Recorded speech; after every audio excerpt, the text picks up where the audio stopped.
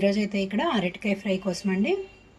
ఇక్కడైతే stove on చేసి pan పెట్టుకున్నాను. 2 టేబుల్ స్పూన్స్ ఆయిల్ తీసుకొని హీట్ అయిన తర్వాత తాలింపు గింజలు మొత్తం వేసేసుకుంటున్నాను.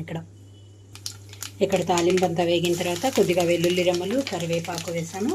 అలాగే ఇందులోకి కట్ చేసి పెట్టుకున్న ఉల్లిపాయలు, పచ్చిమిరపకాయలు వేసి వేయించుకుంటున్నాను. కొంచెం కలర్ మారే వరకు ఉల్లిపాయలు ఇలాగే లో ఫ్లేమ్లో ఉంచి వేయించుకోవాలి. చూడండి, ఇక్కడ అంతా కలర్ మారిపోయింది. ఇక్కడ ఉల్లిపాయలంతా కలర్ మారేటప్పుడే కట్ చేసి పెట్టుకున్న అరటికాయలు మొత్తం వేసుకున్నాను. అలాగే ఇందులోనే ఉప్పు, పసుపు కూడా వేసేసుకొని కలుపుకుంటున్నాను. కలిపి మూత పెట్టేస్తున్నాను. మూత పెట్టేస్తున్నాను 5 నిమిషాల పాటు. మూత తీస్తున్నాను. నేను ఇక్కడ ముక్క అంతా ఫ్రై అయిపోయిందండి కంప్లీట్గా.